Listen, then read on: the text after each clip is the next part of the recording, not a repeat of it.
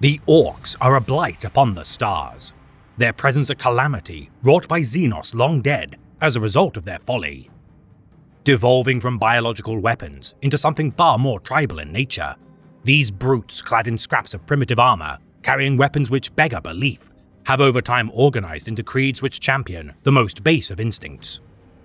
For today, I have compiled the ramblings of the Greenskin, intended to detail the different tribes to which they owe allegiance. The bands of merciless marauders, the Orc clans. The Badmoons is the most teethy of the Orc clans. Their teeth grow so quick, even the most grotty Orc of the clan can make enough nosh. Thing is, if you're well smart and bump into a Garg enough Orc, he'll knock your teeth out and keep them to himself.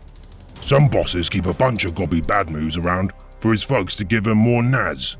Badmoons are well good at being rip-offs and show off wearing necklaces made of teeth and having their grots carry flashy banners. I don't like Badmoons because they're not very orky. They're like standing really far away and making crump with their snaz guns while their Gretchens do all the Dakka up close. So quick as their teeth grow in, you'd think they'd share some of their nosh around, but they're tight gits. They spend all their teeth on shiny stuff and prance around like knobs. Some of us reckon Badmoons are what made teeth so naz in the first place, but I don't care, so long as I can knock some out to buy a new chopper. Badmoons is well orky at telling how much stuff is worth. Even though gold is naff, Badmoons can't get enough of the stuff, so they like ripping off Orcs as much as they can get to put in their gobs. Badmoons have loads of orky Dakka, but they're not as good at Dakka as other knobs and bosses. One time, I sees a Badmoon carrying a big box of teeth and a shiny gold flash, only for a bad goth to gore him up proper and take all his teeth. But the orkiest Badmoon bosses are called Flash Gits. They're well shiny and love crumping shooters. There's a few types of Badmoons, like the Split Grins, who have lots of teeth but keep it to themselves. Still, Badmoons can zog off because they're naff and not orky enough. The Blood Axes are the sneakiest Orc clan. So sneaky, they even work with the Umis from time to time. Everyone hates the Blood Axes because you can't trust them. You turn your back and you'll get gored. Back in tough times, the Blood Axes were mega gog, but then they started chatting to the Umis, Pansies, and even Stunties. Well, Orcs don't like sneaky gits, so we had the big party and made them run off. I heard they get teeth from the Umis so they can survive, which is well pathetic and not orky. My mate Gumsnot even told me the Umis snatched the teeth from dead Orcs after a Dakka, which is an appropriation. They took Orc teeth when it's our job to take them. These scum do Dakka as villains across the warp and rip off instead of do any Dakka. I've heard some of them are freebooters and mob other clans. They like using tactics and other stupid things to Dakka, which is rubbish because it's not orky. Their bosses like making mobs and do lots of snicks and wazza. I know about the Storm Boys, where young Orcs go to grow up a bit and learn to crump. They like to use rocket packs, like some of them beakies, so they can gore up close.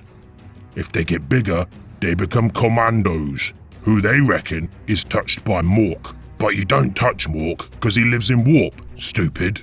They love cunning, but ain't got no brutal to go with it, so they're rubbish. Every cunning plan they make, they don't use even much crump, always sneaking around being quiet like them pansies. They paint their dirt with camouflage and try not to be seen, which is the most unorky thing I've ever heard. They like hiding behind rocks and stuff, but they're really hard to see even if their camouflage is rubbish, because they reckon Mork thinks they're orky. But they like to nosh them Umi badges and stuff because they think they're Garg. Anyway, Blood Axes aren't orky, and they're rubbish. The Death Skulls is the worst clan of all the Orc clans. They make themselves gits to all Orcs because they can't help looting nosh and scrounging for teeth. They're massive thieves and can't help nicking things from everyone. If they think something's too much of a rip-off, they just take it. If you leave anything unattended, they'll nick it and gore you for telling them off. They're even more naff than the Blood Axes. They're really naff at working in groups or with other clans, because no one trusts them, even among themselves. They're real savvy with their weird gubbins they find, but they never have time to get better at it because they're all too busy stealing. Massive orders, they make loads of nosh but ain't keen on trading it. I asked the deaf skull, Filchmunch, the other day why he has so many shooters when he can only shoot one at a time. He said, I have loads because they might come in handy later. Ha! Joke's on him. I found where he was hiding them and nicked them from my boys to use for our own Dakka. Gored him up with his own Umi Ripper that he found. Serves him right. I let him borrow some naz a while back to buy himself a new hat and he ripped me off. They might be quick at doing Dakka, but they rush their wars so they can take all the loot. They strip Umi stompers, stunty armor, pansy nail clippers, anything else not nailed down.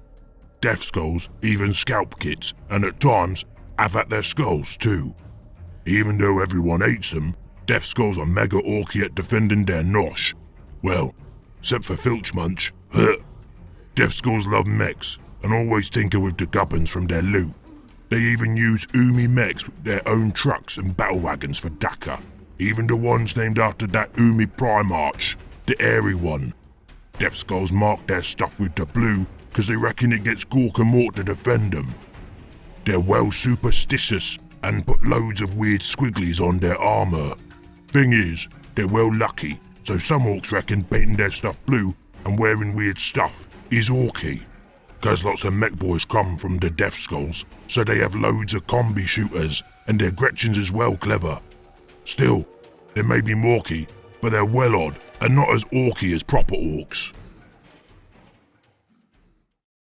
The Evil Sons is the speediest, crumpiest of all the orc clans. Red Uns go faster, and the Evil Sons notice the best of all the orcs. They love war bikes, war buggies, and trucks to do Dakka. Evil Sons have the most mech boys of all the clans to tune their mechs.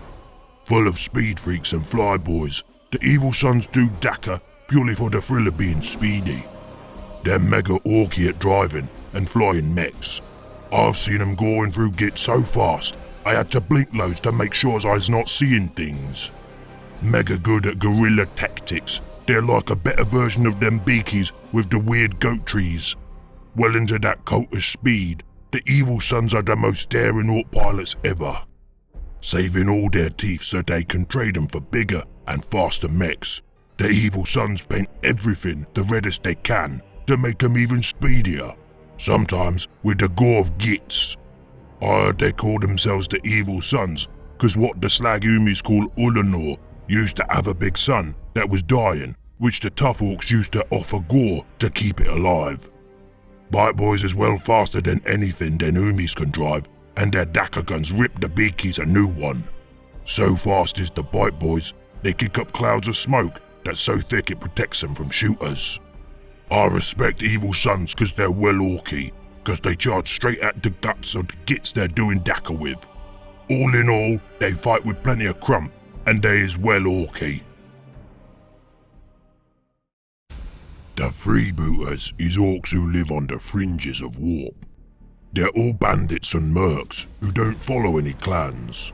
Made up of all sorts of orc mobs, each freebooter warband is all villains. Almost as untrustworthy as the Deaf Skulls, most of the freebooters come from orc tribes that have been smashed to bits and no longer orky enough to survive. Hired as thugs for other orc clans and wars, most freebooters can be paid for with teeth and nosh to get them to gore up gits. Giving up their former clan gear, freebooters are well individualistic in how they dress. They come up with their own flash, but most of what the Umis call the jolly orc skull crossbones on their cruisers. Freebooters don't have any pain boys or mech boys at hand, so they have less and weirder looking bionics. That's why they always have peggy legs and eye patches. Freebooters call their bosses captains, who love big hats and coats to hide their shooters and choppers. They nosh for big cruisers, shooters, mechs and naz. They're greed almost as mega as the Bad Moons, and stealing habits almost as naff as the Deaf Skulls, but at least they have more Dakka than both. Freebooters stuff their cruisers to the brim with thugs, so they're well hard to board, charging directly to the gits in their way. Freebooters smash through anything smaller than their own orcs and nick anything not tied down. Sometimes a captain will nosh entire planets full of gits and rip off the nosh they take. They even lay traps for the slag's defenders to come and get crumped, which helps them take even more Naz. Warp is mega full of freebooters, but they don't work together, so they don't stay still for long. Led by outcast bosses and flash gits, they lead ragtag mobs of things, bug eyes, and even orcs who follow them chaos gogs. Overall, freebooters is kinda orky, but you can't trust them to do anything but rip you off and gore you for good measure, so they're naff. The Goths is the best orc clan in all the warp, period. There's no bigger, meaner, tougher or better clan in all orc culture. We're mega brutal and cunning, and we don't take any rubbish from no one. We can gore anyone up close, and if you hide behind rocks or something, we'll lob a stick bomb up your backside. Gork and Mork make only the orkiest of orcs into living gargs, and we're led by Gazgul Mag Uruk Frakker, the prophet of Gork and Mork. If that's not reason enough, then you can zog off. We've done the most Dakka, the most scrumping, and gored the most gits in the warp. Slag shakes under our boots, and we have the best shooters, choppers, mechs, thugs, and bosses. We tell all the other clans what to do, cause we're orkier than all of them. And if they don't like it, they can try and stop us, but they're too naff to beat us at Dakka. We got bigger muscles, bigger brains, bigger mobs, and bigger wires than anyone. We don't sneak, we don't hide, and all we needs is a slugger to off Umis, pansies, bug eyes, and any other gits in our way. We don't care about flash or Naz, just crumping, and our choppers are the sharpest. Our blitz boys are slower than the evil sons, but they're way orkier at Dakka. Our dread mobs are well hard and full of killer cans and death dreads to smash anything under their treads. I always says, only good Gretchen is a dead one, but the ones that pilot the killer cans is alright. Our blitz brigades charge into git mobs and make loads of crump, while our tank busters break the gubbins of the Umi mechs as our looters mow down any gits left standing. Our storm boys use their rocket packs to swoop in on gits and chop them up proper up close. The best storm boys get to be in Warboss Zagstruck's Vulture squad and do the orkiest gore for the Goths. The Goth Guard is made up of the veteran Goths, and most is from Frakker's slag of Urk. Doing Dakka alongside the prophet of Gork and Mork, there is no better place to do Dakka than with the Goth Guard. And last, Ugrak's Uglies is the tough core of Frakker's War. Wearing mega armor, the Uglies are the first to lead Dakkas from the front and go up anything stupid enough to try and gore them. Cause we're brutal and cunning, we use them teleporters to chop up gits mega quick and leave no time not doing Dakka. We wears black armor cause we ain't poncy clans like the Bad Moons and don't need to show off how orky we is. We don't wear no paints or tattoo ourselves cause it ain't orky. All you needs to know is we're the greenest greenskins there ever was, and if you don't think so, we'll gut ya. The Snakebites are the best squig tamers and grotlashes in all the clans. They're so orky at making squigs, they're the only clan what can breed squig-offs, which is just about one of the most orky things there is. Snakebites is like a tough pair of boots. They're tough, weathered, and smell really zogging bad. Full of feral orcs, the Snakebites is well behind when it comes to using mechs and normal orc stuff. All the Snakebites get bit by a poisonous snake when they're young, so they can suck the poison out to prove they're orky, which is why they's called the Snakebites. Cause of this, they're mega orky at not dying to poisons and stuff, and keep mobs of venomy pets. Oh yeah, they even take their poison pets to other worlds to get to eat anything less venomy and keep anything that survives. Even though they're fairly orky, they don't use shooters or most choppers like the rest of us, but they like using sharp bones and stick as weapons. They cake themselves in mud and paint before a good daka and wear weird trophies of dead beasts they crumped.